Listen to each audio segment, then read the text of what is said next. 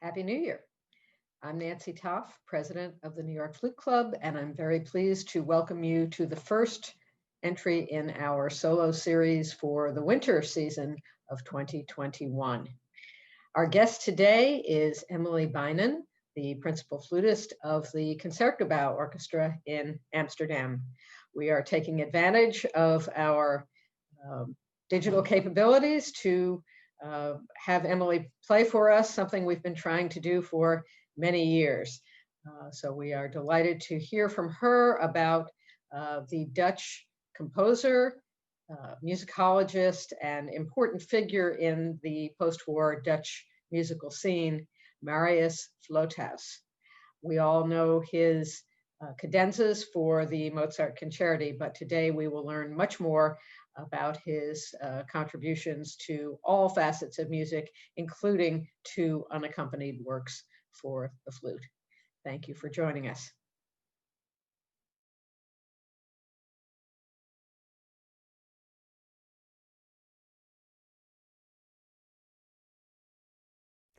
Hello, my name is Emily Beynon, and today I'm going to talk about a composer with a most incredible life story.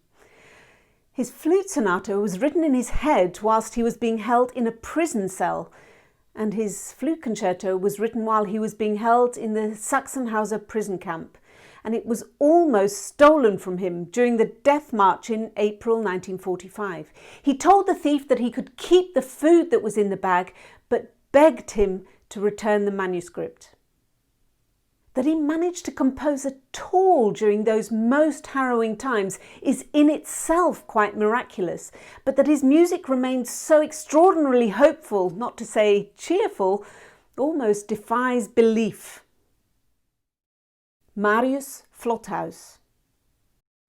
The composer I'll be talking about today is Marius Flothuis, and at the end of this video I will perform two of his short solo flute works, Obade and Piccola Fantasia. Born in Amsterdam, Marius Flothuis, or Flot as he was known to his friends, was a Dutch composer, musicologist, critic, writer, and if I'd joined the Concertgebouw some 21 years before I did, he would have been my boss. As the director of the Concertgebouw Orchestra, a respected writer, critic and later professor at the University of Utrecht, Flothuis was a hugely influential figure in the post-war Dutch music scene.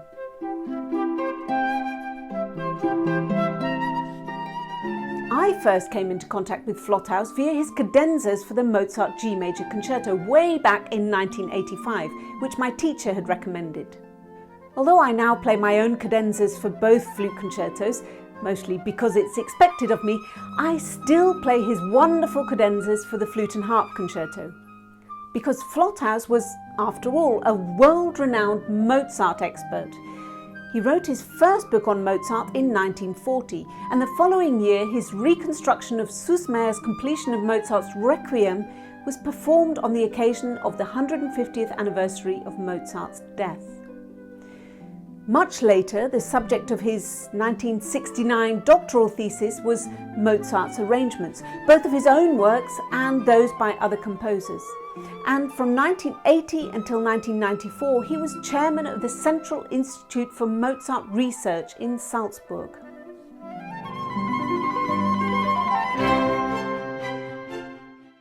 As a composer in his own right, Flothuis was largely self-taught. As a teenager, he'd been enormously encouraged by Hans Brahms Buys, whose family name might be familiar to flute players from the beautiful Christmas quintet in D major for flute and string quartet by his uncle Jan Brahms Buys.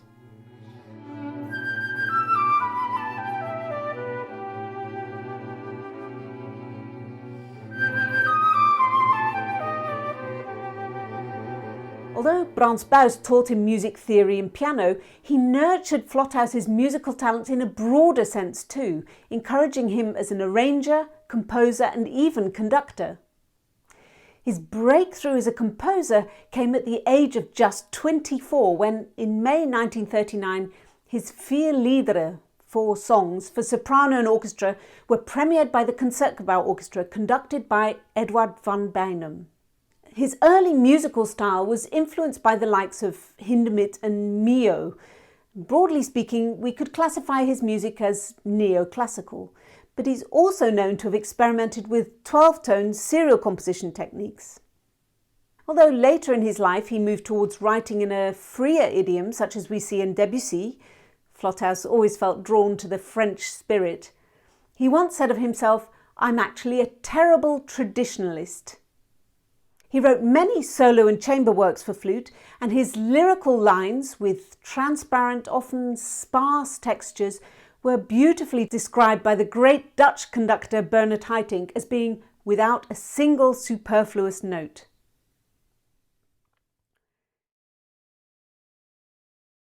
As a teenager, encouraged by his history teacher, Flothuis became more and more politically aware and, together with his older brother Joop, even joined the left-wing Independent Socialist Party, the OSP. And this led to some pretty fierce discussions around the dinner table at home, since his father, a German teacher, had in 1931 become a secret member of the NSB, the National Socialist Movement, a quasi-Nazi party. You can imagine then his father's fury when Flothuis began dating Helena Leentje Sternheim, a young woman of half-Jewish descent. When they married in 1937, his father even refused to attend their wedding.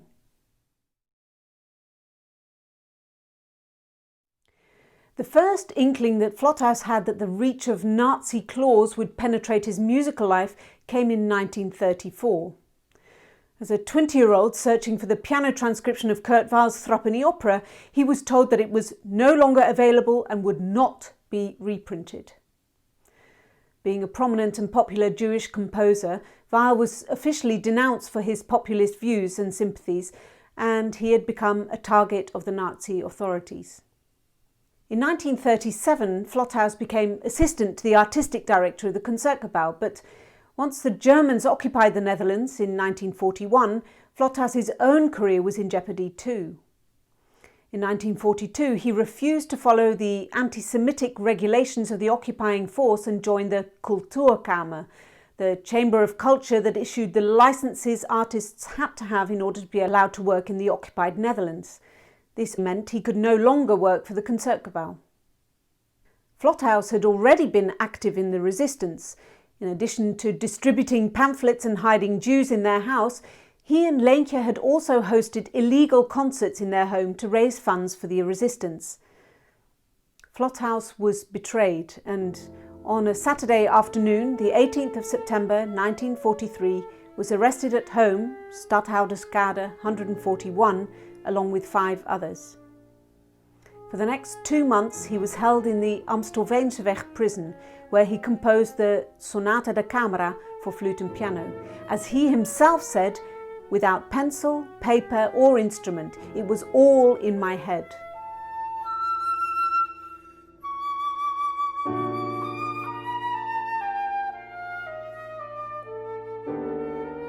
On the 26th of November, he was transported to the prison camp Vught in Brabant in the Netherlands. The flautist Everhard van Rooyen had already been deported to Camp Vught earlier that year and somehow managed to arrange for Flothuis to work at the Philips Commando, the factory within the camp making razors, torches, radios and so on. Unlike the dreadful conditions in the rest of the camp, workers there could at least keep relatively warm and were served a warm meal at lunchtime. Flothuis was also able to compose in secret and give chamber concerts with, amongst others, Van Rooyen, to whom he dedicated the Obade as a birthday present. Everhard van Rooyen performed it on the 14th of April 1944 using the flute left behind by Piet van den Hurk, who had in the meantime been deported to Dachau. Van den Hurk became the leader of the camp band in Dachau and managed to survive the war. The beautiful Pastoral d'été by Jurian Andriessen was dedicated to him.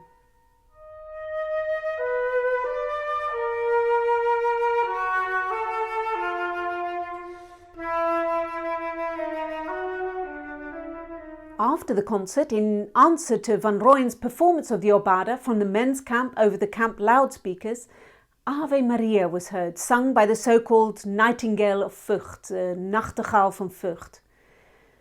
From the diary of former prisoner at Camp Vught, a certain T. Wieboud Guionard, "Today is Everhard's birthday. He played for his fellow prisoners the Obade, composed by his friend Marius Flothuis in honour of his birthday." After the last notes, it was quiet, very quiet. Then, from the women's camp, the Ave Maria sounded, sung by the clear girl voice of Louisa van der Montel. It's one of those moments when we prisoners of Camp Vught forgot reality. Despite these unbearable conditions, somehow Flothuis managed to keep composing, and one major work from this period was the Flute Concerto.